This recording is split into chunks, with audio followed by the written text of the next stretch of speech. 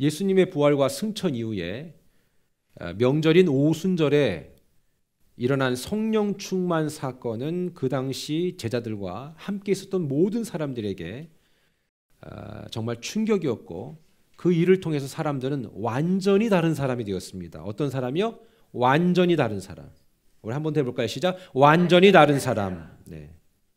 완전히 이전과 전혀 다른 사람이 됐다는 거예요. 여러분, 그것은 단순히 우리가 오늘날의 표현으로 이해해서 뭐 어느 정도 이전보다 내가 교회 다니기 시작하니까 조금 더 이렇게 착해지고, 그 다음에 사람들에게 친절해 보이고, 이런 모습만을 말하는 게 아닙니다. 완전히 달라졌다라는 것은 복음은 변화를 얘기하고, 복음은 완전히 새로운 존재로 거듭나는 것을 얘기하는데, 여러분, 교회에 머무는 시간이 오래 있는 거 무척 중요합니다. 하지만 그것보다도 정말로 교회에 머무는 시간이 길다고 해서 죽음 이후에 내 구원이 보장되는 것도 아니죠. 부모의 희생과 헌신, 이거 무척 중요합니다. 저는 여기에 대한 매우 높은 점수를 주고 싶습니다. 왜냐하면 부모의 영향력이 자녀들에게 복음을 선택할 때에 정말 영향을 많이 주기 때문에 그렇습니다. 저 또한 제 부모가 믿지 않았더라면 제가 복음을 접할 수 있는 기회는 그 어느 누구보다 현저히 적었을 겁니다. 아니, 여차여차해서 어떻게 복음을 접했을지라도 매 순간 평생 부모로부터 나오는 메시지를 내가 공급받지 못했다면 저는 제 삶의 기준이 저였을 것입니다. 우리는 안 그럴까요? 그런 맥락에서 볼 때 부모님의 신앙이 정말로 중요합니다. 그러나 그래도 결국 믿음 안에 결단하고 선택해야 될 사람은 당사자입니다. 결국 내 자신이 하나님을 전인적으로 모셔드리고 인정할 때 비로소 구원은 완성되는 것이다 라는 사실입니다. 저는 그런 의미에서 우리 온 세대 가족 모두가 다 의미 있는 시간을 좀 낭비하지 않게 되기를 축원합니다. 하나님이 나를 통해 충분히 받으실 수 있는 그런 가능성들을 허비하지 않게 되기를 축원합니다. 여러분, 제자들이 완전히 새로워진 이유가 뭔지 아세요? 그 사람들이 완전히 새로워진 이유, 여러분, 그 사람들도요 우리처럼 생각이 있는 사람들이에요. 그냥 나이가 한두 살 먹어갖고 뭐 부모가 강요해가지고 뭐 너 안 해? 너 예수 안 믿어? 이런 정도의 수준이 아니에요. 다들 생각이 있고요. 그리고 그 동네 사람들은요 갈릴리 동네에 사는 사람들이 무식하다고만 생각하시면 안 돼요. 그 당시는 이렇게 서로 이렇게 왕래가 국경이 모호하기 때문에 왔다 갔다 하잖아요. 그 어분대 3개 국어 해 막 이래요. 그냥 뭐 무식하고 뭐 이렇게 촌스러운 사람들이라고 말할 수는 없습니다. 왜 그런 그들이 생명의 근원 대신 예수님을 따르기로 했을까? 제가 지금 답을 말씀드렸어요. 생명이 얼마나 중요하다는 걸 알았기 때문입니다. 여러분, 정말 좋은 옷을 누구에게 선물 받았어요. 그리고 또 좋은 사람을 만났어요. 또는 여러분, 우리 좋아하는 거 있잖아. 로또가 됐어. 그게 뭐가 중요해요? 만약에 여러분들에게 이제 그렇지만 당신은 한 달밖에 못 산다라고 얘기한다면 그 모든 것이 과연 기쁨으로 내게 다가올까요? 여러분, 생명이 있기 때문에 우리가 살아가면서 만나는 모든 문제의 이벤트가 이벤트지, 생명이 보장받지 못한다면 그 어떤 것도 내게는 기쁨으로 다가오지 않아요. 세상에 아무리 좋은 일도요, 당신이 이제 한 달밖에 못 살아, 그러면 이제 어때요? 그것 내용이 우리에게 기쁨이 되지 못해요. 집을 샀어. 너무 좋은 집을 샀어. 막 의리의리한 집을 샀어. 여러분, 그거 기분 좋은 일 아닙니까? 안 좋아요? 좋은 일입니다. 그런데 어때요? 좋은 집을 샀는데 한 달밖에 못 살아 당신은. 더 억울할 것 같아. 살아보지도 못하고 살고 있는 한 달 내내 괴로울 것 같아요. 그런데 보세요. 생명이 그 정도로 소중한데 그 사람들이 왜 목숨 걸고 예수 믿게 됐냐면 예수님이 죽었다가 살아났잖아요. 그걸 봤잖아요. 그뿐만 아니라 이분이 승천한 걸 봤네. 와, 그러니까 내가 이 땅에 살고 있는 동안에 이 생명이라는 것 자체가 여기서 끝나는 것이 아니라 영원한 무언가의 연장선상에 있다는 것을 믿기 때문에 자기들도 목숨 걸고 간 거예요. 여러분, 걸만한 가치가 있다고 생각할 때 걸지 않아요? 전 여러분이 복음을 이해할 때 충분히 걸만한 가치가 있다는 걸 느끼게 되기를 축원합니다. 저도 마찬가지 같아요. 목회라는 것도 마찬가지 같아요. 왜 잃어버린 것이 없겠습니까? 왜 손해보는 것이 없겠습니까? 제가 여러분들에게 말씀드렸잖아요. 병원 가서 의사한테 한마디 들을 때 기분 나빠요, 좋아요? 나쁘지요. 나쁘잖아요. 좋은 말 안 들으면 나쁘지요. 당신 그러다가 죽어 이러면 나빠요, 좋아요? 좋아요? 당신 술 안 끊으면 당신 이제 6개월도 못 살아. 예를 들어서. 그럼 좋아요, 나빠요? 나쁘지요. 그러면 그 개인한테 나빠요? 전 개인한테 나빠하는 사람들 보질 못했어요. 나 죽는데 병원을 바꿔야겠다. 그렇게 생각하세요? 안 할걸요? 그냥 위축만 되는 거지. 저 보세요. 예. 살찌지 마라, 뭐 하지 마라, 수치 올라간다, 막 잔소리 들어도 저 가잖아요. 왜? 바꾸면 뭐 할 건데. 근데 어때요? 설교 들었다 기분 나빠봐요. 어때? 바꿔. 왜 그런지 이해가 안 돼. 여러분, 목회라는 게 참 그런 면에서 좀 어려워요. 내가 이 사람한테 이것이 정말 중요하고 필요하다고 얘기해 주는데 이 사람은 들을 만한 준비가 안 됐다. 근데 얘기해 주면 어때요? 여지없어요. 힘들어해요. 하나님의 자녀들을 견고히 세워가는 그러한 삶이 충분히 그러나 가치 있다고 생각하기 때문에 저는 그 일을 계속 할 것이고 하고 있는 거예요. 여러분, 우리가 이 땅에서 사람끼리 친하기만 해도 어때요? 막 다 주고 싶지 않아요? 나는 그렇던데. 여러분들도 그러기를 바래요. 예. 이렇게 친하고 이렇게 좋으면 막 주고 싶잖아요. 이것도 사주고 싶고 또 이것도 해주고 싶고. 여러분 서로 사랑하니까 그러지 않겠습니까? 여러분 사람을 사랑을 해도 목숨 걸고 사랑하잖아요. 그렇죠? 내 새끼 입으로 이렇게 입 벌리고 들어가는 거 그거 아까우세요? 안 아깝잖아요. 남편이나 아내를 보면서는 그럴 수 있어요. 그러나 내 새끼 입으로 들어가는 건 안 아까워요. 안 아깝다고요. 그게 왜요? 사랑하니까 그런 거죠. 사랑하고 그 가치를 깨닫게 되는 그 순간부터 우린 그런 상대를 향해 내 모든 것을 다 걸고 함께하러 갑니다. 어때요? 최근에 이게 아기를 낳으신 분들 어때요? 분유값 버는데 힘듭니까? 힘들죠. 그러나 내 새끼 입으로 들어가니까. 예. 여러분 그거 아셔야 됩니다. 내 새끼 입으로 3개 넣을 때 아내한테는 5개 넣어야 됩니다. 안 그러면 평생 원망 듣습니다. 예. 삶의 지혜예요, 그건. 내 것 다 희생하고 다 소진한다고 생각하지 않아요. 그런 계산을 하지 않아요. 한국에서 애를 안 낳는데요. 0.8명 낳는답니다. 둘이 결혼해서. 누군가는 정말로 애를 낳고 싶지만 낳을 수 있음에도 불구하고 안 낳는 사람들. 0.8명 낳는데요. 1명을 안 낳아요. 군인이 없답니다. 앞으로 몇십 년 뒤에는. 그럼 옆에서 쳐들어와도 막을 사람이 없습니다. 이민자들이 막겠습니까? 쉽지 않아요. 왜 그렇게 애를 낳지 않을까요? 희생하고 싶지 않다는 겁니다. 나도 내 인생 돌리도 나도 내 인생 살고 싶다는 겁니다. 말씀드렸듯이 우리 어머니 세대, 할머니 세대, 할아버지 세대는 먹고 살기 편해서 애 낳습니까? 그러지 않았잖아요. 그땐 난 세상에 제일 불쌍한 산모가 6.25 전쟁통에 애 낳은 사람들. 그런 산모들은요 모아서 상 줘야 돼. 남자들이 뭐 알아? 상 줘야 돼, 상 줘야 돼. 그 난리통에 애 낳고 씻기나 제대로 씻어? 아우 찜찜해. 그런데 어때요? 애 낳고 키우고. 우리의 의지가 너무 약해졌다는 거죠. 뭐 이런 설교는 나가도 됩니다. 그게 사실 아닙니까? 나 희생하고 싶지 않아.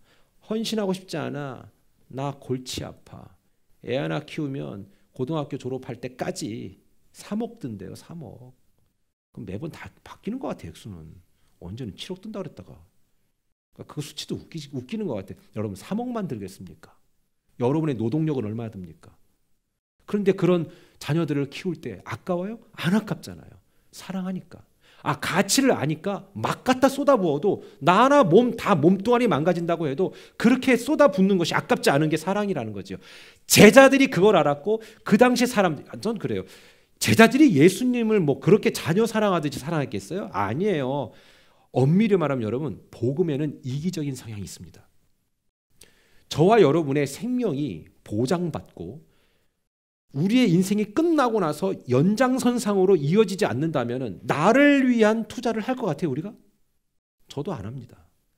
그러나 이 확실하고도 분명한 나를 향한 하나님의 계획과 그 계획이 이 땅에서 이루어짐과 동시에 내가 생명 끝나는 그 순간에 곧바로 버전 업되어서 그분과 함께 한다는 것을 내가 믿기 때문에 저도 이 길을 걷는 거예요. 네, 저도 누구를 위해서 걷는 거 아니에요, 여러분. 목사님 우리를 위해서 희생해 주셔서 고마워요. 고마워해 주세요, 제발. 그런데 여러분, 엄밀히 말하면 저도요, 하나님께 사랑받고 싶어요. 저도 그래요. 저도요, 하늘나라 투자하는 거예요. 여러분, 구원을 위해 투자하는 거 아닙니다. 구원은 하나님의 은혜로 주어주신 철저히 하나님의 선물이지 우리의 노력에 의해서 얻어진 결과물이 아닙니다. 그러나 저 또한 성경 곳곳에 있는 상급에 대해서 얘기합니다. 리워드가 있다고 얘기합니다. 그 리워드가 내게 어떻게 주어질지 모르지만 전 그것을 믿습니다. 그렇기 때문에 저도 이 길 가운데서도 힘든 일이 있어도 한번 맞닥뜨려 보자, 한번 덤벼봐라. 하루에도 12번 포기하고 싶은 일들이 저만 있겠습니까? 여러분도 있지 않겠습니까? 제가 성도들을 보면 더 힘이 나는 이유가 뭐냐면, 목회자는 목회자니까 간다고 치지. 그런데 성도들은 어때요? 엄청나게 많은 옵션이 있잖아요. 그런데도 불구하고 그 길을 걷는 성도들을 보면 정말 이거 여러분 기분 좋으라고 말씀드리는 게 아니라 대단하다라는 생각합니다. 그러면서 옆 사람한테 이렇게 얘기하세요. 당신 정말 대단해요. 시작. 당신 정말 대단해요. 네, 하나님의 은혜지만 정말 대단하다 생각합니다. 여러분, 하나님이 그래서 우리를 더욱더 붙들어 주시고 마지막 근 순간까지 우리와 함께 하시는 겁니다. 결국 돌아가야 할 그곳에 앞에 설 때에 그저 서로의 임종만 지켜볼 수밖에 없는 것이 사람입니다. 부부도 그거밖에 안 됩니다, 사실은. 그 고통의 순간에 그 순간을 대신할, 함께 끝까지 그 순간을 함께 손잡고 갈 수 있는 존재는 이 땅엔 아무도 없습니다. 하지만 예수님은 그 마지막 순간에 놓여있는 우리 각자와 끝까지 동행하시고 그 힘겨운 시간을 지속하다가 영원히 함께 하자고 하시는 약속을 먼저 하신 분이 예수님이십니다. 베드로전서 1장 5절에 그래서 이렇게 말씀합니다. 너희는 말세에 나타내기로 예비하신 구원을 얻기 위하여, 예비하신 구원이 있다는 거죠. 믿음으로 말미암아, 그래요, 믿음으로 받은 거예요. 믿음으로 말미암아 하나님의 능력으로 보호하심을 받았느니라. 아멘. 하나님의 능력의 보호하심이 우리가 살아가는 내내 있다는 거예요. 그럼 목사님, 하나님의 보호하심이 있으니까 우리 안에는 늘 좋은 일만 있겠네요? 그건 아니에요. 하나님의 보호하심이란 말은 뭐냐면 어떤 일을 만난다 할지라도 변치 않는 하나님을 향한 그 마음을 얘기하는 거죠. 베드로전서 1장 9절 우리의 끝을 얘기합니다. 믿음의 결국, 마지막에 파이널은 뭐냐? 곧 영혼의 구원을 받음이라. 아멘. 여러분, 세상 이거보다 중요한 게 어디 있냐고 제가 아까 말씀드렸잖아요. 다 가지고 다 준비되고 엄청난 이벤트가 내게 발생했는데 그걸 내가 누리지도 못한다면 생명이 중요하다는 이야기를 하고 있는 것입니다. 제자들과 그 당시 있었던 사람들은 생명의 소중함을 알았어요. 얼마나 소중합니까? 믿음의 결국 곧 영혼을 구원하는 것이 우리에게 가장 중요한 거 아니겠습니까? 뭐 인생 그렇게 멋지게 포장하고 말할 필요 없습니다. 우리 모두 하나님 앞에 서게 될 거예요. 다 서게 된다는 거예요, 여러분. 예외 있으세요, 혹시 여기서? 다 서게 될 겁니다. 그 외우라 그랬잖아요. 히브리서 9장 27절 외우시라 그랬잖아요. 사람이 죽는 것은 정해진 것이다. 그 뒤에는 심판이 있다 얘기했잖아요. 다 하나님 앞에 서는 거예요. 여러분이나 저나 다 서게 될 거예요. 하늘나라 법정 앞에 서게 된다는 겁니다. 얼마 전 미국 라스베가스 법정에서 자신에게 집행유예를 좀 해달라고, 아니 무슨 죄인이 그 말을 할 수 있어요? 그러나 자기에게 집행유예를 좀 선고해달라고 판사에게 요청했는데 판사가 거절했어요. 그래서 너 그냥 몇 개월 살다 나와라 그랬거든요. 그랬더니 열받아가지고, 어때요? 보셨죠? 그냥 달려들어 버린 거예요. 쟤는 진짜 하지 말아야 될 짓을 한 거예요. 어쩜 저렇게 밀어날까? 여러분, 저건 법정 모독죄가 됩니다. 그리고 판사가 머리채가 잡혔잖아요. 그리고 맞았잖아요. 저 여자 거의 할머니 수준이시던데, 그쵸? 저게 지금 동영상으로 안 보여드렸지, 저 사람이 여기까지 날라온 거예요. 여러분 보신 분들 계시겠지만, 그냥 집행유예가 아니라 그냥 몇 개월 살고 나오면 되지, 잘못했으면. 그래갖고 다음에요, 너는 안 되겠다 싶어서 이 사람 다시 불렀잖아요. 다시 불렀을 때 모습 보시겠어요? 이렇게 다 묶었어요. 완전히 묶였어. 이 사람 전날 4년형 받았고요. 나중에 또 한 번 법정에 와야 되는데, 이때 추가 재판을 남겨두고 있는데, 판사에게 했던 모든 행동이 다 그냥 인정되면 25년형이래요. 다 인정되면. 근데 저 판사가 조금 선처를 베푼 것 같아요. 뭐 7년으로 끝내냐 뭐 이런 얘기 하는데, 여러분 잘 들으세요. 몇 개월 살다 나오면 되는데. 그럼 이 사람은 지금 화가 난 거예요. 왜 나한테 이런 형을 줘? 내가 알았어? 나 그때 나 젊은 혈기에 교회 안 나갈 수도 있지. 그러다 바빴어. 남들이 다 알아, 나 힘든 거. 뭐 그럴 수도 있는 거 아니겠어? 여러분 하나님 앞에 가가지고 그러면 될 것 같으세요? 그러면 그래, 알았어, 나 미안. 내가 너만 특별했어야 되는데 미안하다. 야, 이게 아니에요. 정상 참작이 안 돼요. 왜 이 상황이 벌어졌을까? 익스큐즈 안 된다는 거예요. 하늘나라 법정은 더 엄격하겠죠. 여러분 만약에 우리가 눈을 감을 시점이 언제라고 안다면 좀 가늠을 좀 해보겠어요. 이렇게 계산을 좀 해보겠어요. 근데 그게 계산이 안 돼요. 그게 안 돼요. 언제 우리를 부르실지 알겠습니까? 올해도 하나님의 은혜로 2024년이 시작된 거잖아요. 진짜 은혜로 시작된 거예요. 이게 아니면 뭐가? 믿음이 없이는 기쁘시게 못하나니 오랜 수고도 다 헛될 뿐이라. 맞지 않습니까? 죽도록 열심히 살은 것 같으나 그 오랜 수고가 다 헛된 거예요. 그러나 믿음이 가장 중요한 것이지요. 그 법정 앞에서 그가 그렇게 괘씸죄에 어떤 형을 살 수 있도록 판결을 내리게 된 이유가 뭡니까? 바로 판사에게 준 뭐예요? 권위이기 때문에 그래요. 누가 그러더라고요. 경찰한테 잡히면 썰 잘하면 조금 이렇게 내려간다고. 사실 기분은 나빠요. 너나 나나 뭐 같은 인간끼리 내가 너한테 썰하고 싶은 게 뭐 있냐. 그러나 어때요? 사람의 마음을 자극하지 않는다라는 뭐 그런 예지만, 우리가 경찰이 쓰라고 할 때 쓰는 이유가 뭐예요? 총 맞을까 봐인가요? 예, 총 맞을까 봐요. 여기는. 한국은 그게 아니잖아요. 예? 그런데 경찰이 세웠을 때 쓰는 이유는 딴 거 없어요. 국가가 경찰에게 준 그 공권력 때문에 그래요. 그 사람 여러분 주먹질하고 싸우면 이길 수도 있어요. 그렇지 않겠습니까? 그러나 서는 이유는 국가가 그 사람에게 권위를 준 거예요. 쓰지 않으면 나는 크게 잘못될 권위를 준 거예요. 하나님이 우리들에게 약속하셨어요. 세상의 법정, 그 권위 앞에서 내가 우긴다고 모른 척한다고 해결되지 않습니다. 그냥 판단되어지고요, 객관적으로 해석되어져요. 그냥 끝나는 거예요. 우리의 삶도 결국 마지막 그 순간엔 어떠한 정상 참작 없이 하나님의 법이 집행되게 되어 있습니다. 저는 저도 온전하진 않지만 주변에 이렇게 죽는 사람들을 보면서 어떤 생각을 하냐면, 저분이 하나님 앞에 지금 섰겠다. 그렇지 않겠어요? 우리는 아직 안 섰지만 주변에 이제 어르신들이 돌아가시거나 아니면 뭐 어떤 이런저런 상황들로 먼저 가시는 분들 계시잖아요. 사고로 죽든. 그러면 저는 꼭 그 생각이 상상이 돼요. 이제 저분은 지금쯤은 섰겠다. 그죠?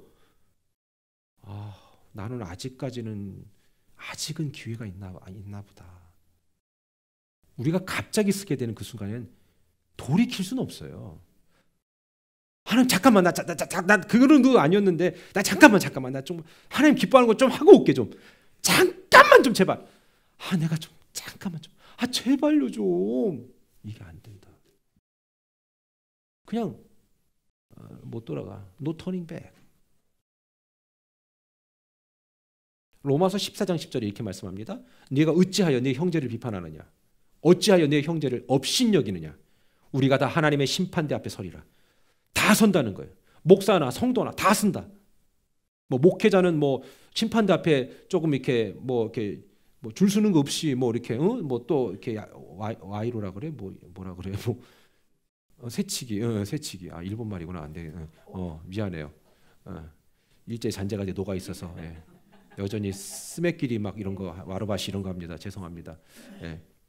근데 어쨌거나 그런 거 안 돼요. 그리고 그 천국 가서 순서가 어디 있어? 시간과 공간을 초월하는데 얘도 1대1, 쟤도 1대1이지. 그냥 딱 서게 되는 거지. 그러면 그냥 무릎 딱 꿇어야 됩니다. 그냥. 뭐 이런 생각 드시는 분 계실 수 있어요? 목사님 너무 짜증나고 힘들어요. 저는 주일에 위로받고 소망 얻고 은혜 받으려고 오는데 왜 이렇게 어두운 얘기, 불편한 말씀 자꾸 하십니까? 저로 하여금 마음을 다치게 하지 마세요. 그런 마음이 계실 수 있어요. 근데 제가 이 설교를 준비하면서 어떤 생각을 들었냐면, 야, 내가 어떤 존재인가? 목사가 뭔가? 이런 생각을 들었어요. 저 또한 그 마음 충분히 이해합니다. 하지만 제가 사실을 감추고 말한다면 괜찮을까? 그러면서 이런 생각했어요. 목회자가 뭘까? 근데 순간 딱 떠오르는 그 어떤 지혜가 있더라고요. 하나님 주신 마음 같아요. 목사는 보험 설계사 같아. 그러니까 좋은 보험이 있잖아요. 이 좋은 보험을 소개시켜 줄 사람인데 만약에 이 소개시켜 주는 보험 설계사가 보험 계약자하고 피보험자하고 수익자 3명 있죠. 그렇죠? 요 3명 있습니다. 보험에는. 무슨 말인지 모르셔도 괜찮아요. 지금 보험 설계하는 게 아니니까. 근데 이 3사람의 영향이 있어요. 다. 그렇죠? 그래서 보험 설계하는 사람과 그러니까 계약하는 사람과 피보험자하고 수익자하고 다 다를 수 있어요. 자, 그런데 목사님은 설명하는 거죠. 여러분 이런 보험을 드십시오. 이 보험 들면 이런 유익이 있습니다. 그게 뭐예요? 생명, 영원한 생명의 유익이 있습니다. 이걸 얘기했잖아요. 근데 목회자가 만약에 그 약관은 폴리시에 있는 그 내용을 싹 조작하거나 내지는 말해줄 걸 말하지 않으면 어떻게 되겠어요? 이 사람은 계약 위반되는 거죠. 생명보험을 들었는데 자살하면 돼요, 안 돼요? 안 되는 거예요. 약관에서 벗어나는 거예요. 또는 어때요? 범죄와 연루되면 안 돼요. 그렇죠? 더 중요한 건 막 계속 부었는데 아유 깜빡 안 부었네 하루를. 근데 그날 사고 났어. 그럼 어떻게 할 거예요? 혜택을 못 받아 또. 예를 들자면 그러면 목회자는 이것을 다 설명해야 되는 거죠. 소상하게. 뭐 하나를 빼내면 어때요? 계약자가, 수익자가, 피보험자가 혜택을 받지 못하는 것이죠. 그러니까 목사는 다 얘기해 줘야 되는 거예요. 이게 안 좋은 부분과 좋은 부분, 이것들이 어떤 부분에 있어서 잘못할 때는 어떤 문제가 생기는지를 계속 설명해 줘야 되는 겁니다. 저는 그런 생각이 들더라고요. 사랑하는 여러분, 복음을 보험으로 이해시켜야 돼서 정말 죄송합니다. 그러나 이해를 돕자면 이렇게 말씀한 거예요. 우리는 영원한 생명이라는 엄청난 보험을 하나님께서 허락해 주신 거예요. 근데 그거는 내가 매달 부을 필요도 없네. 하나님을 믿는 그 믿음 하나로 가능하네. 그런데 믿는 믿음 하나로 가능하다고 그 구원이 완성된 거냐? 아니란 얘기입니다.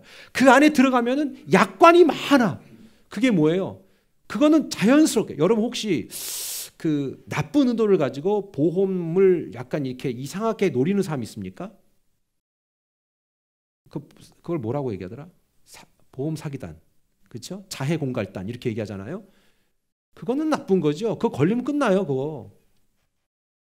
그렇죠? 우리 그런 거 아니잖아요.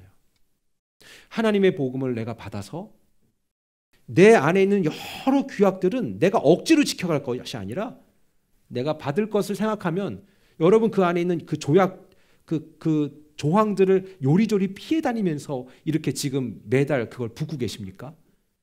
큰일 납니다. 그러면 그게 보험 사기꾼이에요. 그렇죠? 그러니까 사고 내고 막 수십 건 수백 건 사고 내고 뒤로 타잖아요. 우리가 하나님을 믿기 때문에 지켜가는 내용들은 억지로 매달 부어가는 그런 게 아닙니다. 그냥 자연스럽게 되는 거예요. 여러분 혹시 생명보험 들으신 분 계세요? 내가 생명보험 들은 다음에 내가 몇 년을 더 살지? 그럼 내가 요때 죽으면 요만큼 받겠나? 이 생각하세요? 그렇게 되면 이제 빨리 죽을 거예요. 그거 오래 못 살아요. 그 생각 안 하고 그냥 덮어놓고 가잖아. 그렇잖아요? 그러나 그 규약만을 어기지 않으려고 노력할 뿐이지 않겠습니까? 여러분, 구원받은 하나님의 자녀에게 있어서 매우 중요한 첫 번째 조건은 그 팔리시 약간에 들어가 있는 건 뭡니까? 성령 충만이라는 겁니다.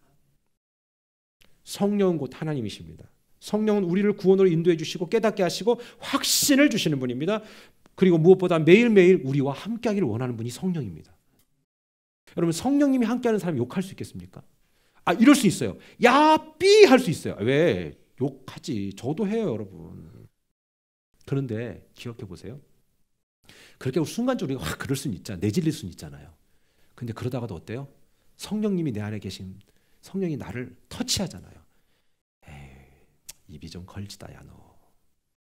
야, 너 그 사람한테 그 말하면 걔가 어떤 마음이 있겠냐. 이런 마음이 들어오잖아. 안 그러면 문제 있는 거예요. 성령의 충만이라는 건 막 기도할 때 무슨 어떤 무아지경에 빠지고 막 어떤 카타르시즘에 빠지는 그걸 말하는 것이 아니에요. 성령은 매일매일 우리의 삶에 내 귀를, 내 마음을 열어주셔서 말씀하고 있는 거예요. 이분이 성령님이에요. 믿으시면 아멘. 여러분, 이게 없으면요 얼마나 어려운 종교 생활을 해야 될지 몰라요. 그리고 사람의 눈만 속여야 되는 거예요. 목회자의 마음만 속여야 되는 거예요. 그거 얼마나 힘들어요. 그러나 우리는 누가 보지 않아도 성령께서 우리와 함께 하시면서 성령이 매일매일 순간에 우리에게 깨달음을 주시고 음성을 주시잖아요. 저는 우리 성도님들이 그런 음성을 듣고 있다고 저는 믿습니다. 그러니까 막 여기에서 우리 전문 용어 또 나오잖아요. 막 지랄증이 나오다가도 어때요? 주님 참 제가 지랄스럽습니다. 이제 그러고 넘어가잖아. 그럼 내게 은혜를 달라고. 다시금 나를 다 가다듬고 나를 다 잡고. 안 그래요, 여러분? 성령이 그런 용기 있는 결단을 하게 하는 거예요. 성령은 하나님이세요. 성령이 지금 이 순간에도 우리에게 진리의 약관, 팔리시를 가르쳐 주는 거예요. 무작정 아무 생각 없이 받을 특혜만 덮어놓고 믿는 게 아니라 믿으면 큰일 난다는 사실도, 잘못 믿으면 큰일 난다는 사실도 가르쳐 주고, 그리고 덮어놓고 믿으면 큰일 난다는 사실도 가르쳐 주고, 내가 너를 사랑하니 나중에 이 큰 혜택을 받기 위해서 너는 이렇게 살기를 원한다라는 것을 말씀을 통해, 설교를 통해 가르쳐 주시는 거예요. 성령이 충만한 사람은요, 그래서 반드시 티가 나요. 굳이 홀리한 척 안 해도 돼요. 사도행전 2장 12절로 13절 다 같이 읽겠습니다. 시작. 다 놀라며 당황하여 서로 이르되 이 어찌 된 일이냐 하며 또 어떤 이들은 조롱하여 이르되 그들이 새술에 취하였다 하더라. 세상에 그 당시 오순절 그 성령 충만한 사건을 보면서 사람들이 놀란 거예요.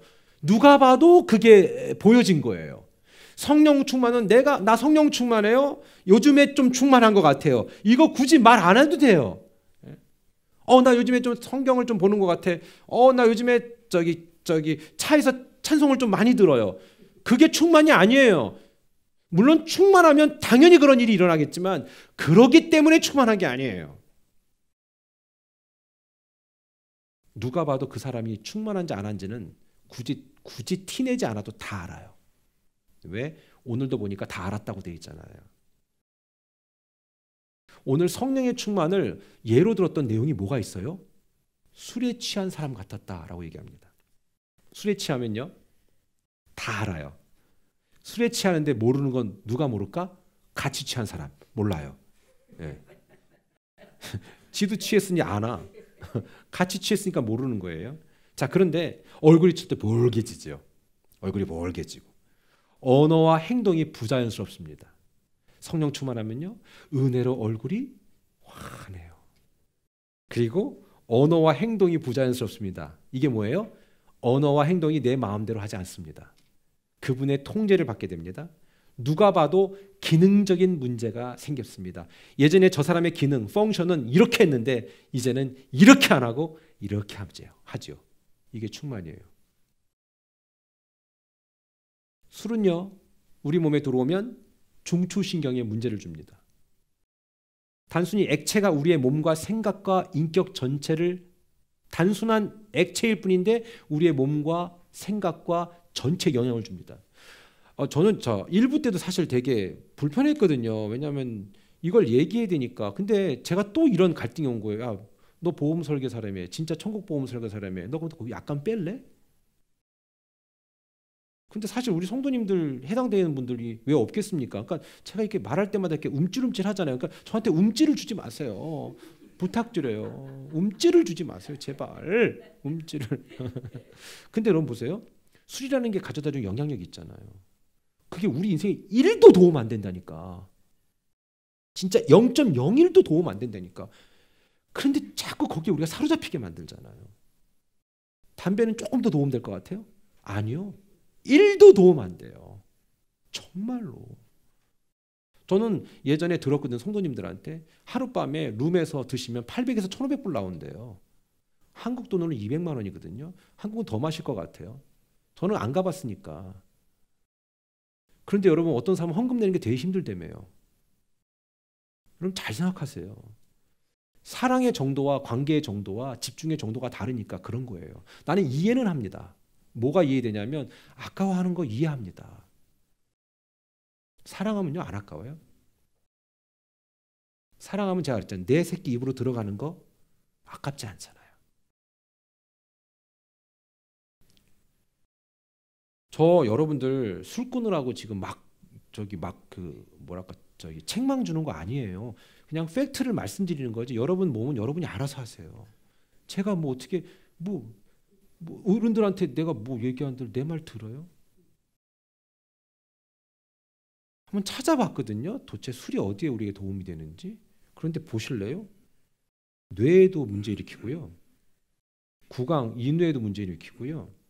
간에도, 췌장에도, 대장에도, 식도에도, 유방에도, 심혈관계, 위, 소장 다 작살 내는 거예요.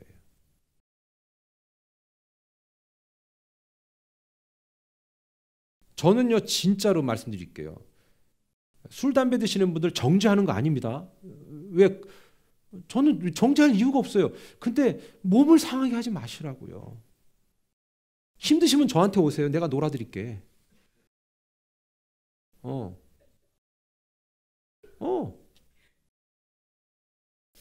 오세요. 뭐 내가 있는 목적이 뭐냐고. 난 여러분의 몸을 여러분이 사랑하기를 바래요. 그것밖에 없어요. 나는 딴 거 없어요. 오늘 설교 들으면서 불편하신 분들 계실 수 있어요. 저한테 뭐라고 하지 마세요. 왜냐하면 내가 미워서 하는 말 아니에요. 여러분을 위해서 드리는 말씀이라는 걸 믿으시면 아멘? 아 그럼요. 아니 내가 성령이 충만하면요 술 취함과 똑같아서 내 스스로 나를 통제했던 술들이 나를 망가뜨리지만 성령님은 나를 통제하셔서 나를 살려주시잖아요. 얼마나 좋아. 아주 완벽하게 통제해 주시는. 그래서 저는 여러분이 성령에 취해 있게 되기를 축원합니다. 예. 이게 술의 영향력이고 성령의 영향력이라는 것이죠. 일단 몸에 들어가는 순간 누구도 예외일 수 없습니다. 우리가 하나님의 영 성령으로 가득하면 이와 동일한 현상이 일어난다는 사실이죠. 하나는 내 자신을 망가뜨리고 가정을 망가뜨리고 심지어 나라까지 망가뜨리지만 다른 하나는 더 이상 상하게 하고 망가뜨리고 모두를 아프게 했던 나를 회복하잖아요. 그 성령의 충만함. 저는 개인적으로 술을 마시지 않습니다. 이유는 저 또한 결코 한 모금으로 끝나지 않을 거라는 걸 알기 때문에 그렇습니다. 뭐 이거 나가도 상관없는데요. 술 드시는 목사님들도 계시다고 들었습니다. 드시지 마세요. 본인들이 알잖아요.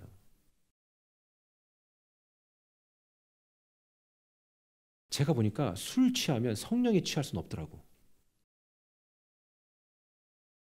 나는 거기에 묶여있는 존재가 성령에 충만했다는 소리를 듣질 못했어. 목회자가 아니라 누구라도 그거는 안 될 겁니다. 목사님 그게 뭐 미국 목사님들도 다 드시고 아니 미국 목사님이 똥 먹으면 자기도 똥 먹을 거야? 사람은요 자기가 원하는 것만 듣고 싶어 해요. 그리고 자기가 듣고 싶은 얘기만 들으려고 그것만 찾아다녀요. 마음대로 하세요. 그렇게 얘기한 사람이나 그거를 믿으려고 노력했던 사람이나 다 똑같아질 겁니다. 술이 한 사람의 인격과 삶 전체를 다스리고 핸들링하듯이 성령님은 오늘날 우리들을 핸들링하고 다스리기 원하세요. 저는 지금 금연 금주 강의하는 거 아닙니다. 진짜 여러분 사랑한다면 이젠 걔를 놓아주세요. 하루도 여러 번 우린 세상과 나의 원초적인 질문과 기질과 싸웁니다.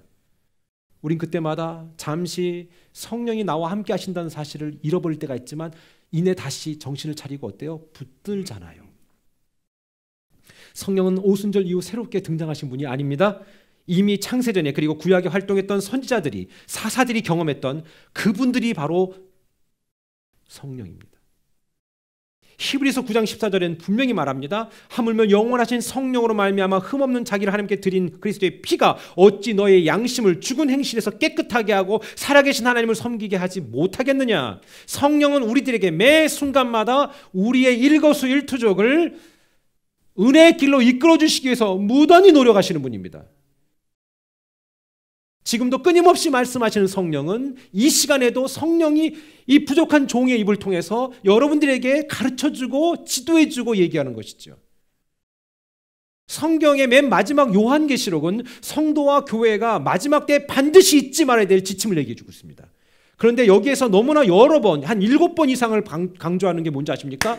바로 계시록 2장 7절의 말씀인데 이 말씀이 똑같은 말이 계속 나와요. 연이어 똑같아. 문장이 하나도 틀리지 않아요.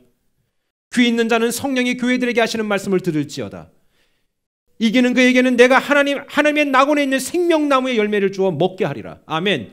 이 귀 있는 자는 성령이 교회들에게 하는 말씀을 들어라. 성령이 교회들, 교회는 누굽니까? 에클레시아, 누굽니까? 교회일 뿐만 아니라 교회인 우리를 말하는 겁니다. 귀가 이 말을 두 가지 의미로 해석하자면 너는 귀가 있기 때문에 듣게 될 것이다 이겁니다. 그리고 너는 그 들었던 이유 때문에 핑계대지 못할 것이다. 이게 바로 계시록의 말씀입니다. 성령이 교회들에게 하신 말씀을 들어라. 성령이 오늘 이 시간에 너에게 한 말을 들어라. 나에게 한 말을 들어라 이겁니다. 요한복음 15장 22절에 이렇게 말씀하십니다. 내가 와서 그들에게 말하지 아니었더라면, 내가 말 안 했더라면 죄가 없으려니. 왜냐하면 몰랐으니까 죄가 없는 거지. 지금은 그 죄를 핑계할 수 없다. 왜? 들었으니까. 저는 오늘 술, 담배를 얘기한 게 아닙니다. 성령님이 얼마나 중요한 역할을 하신지를 얘기하고 있는 겁니다. 성령님은 우리 믿는 믿음 안에 가장 기초석이 되시고 그리고 그 성령을 기반으로 해서 신앙생활을 하지 않으면 모든 게 다 짜증나고 싫고 어렵고 막 그렇습니다.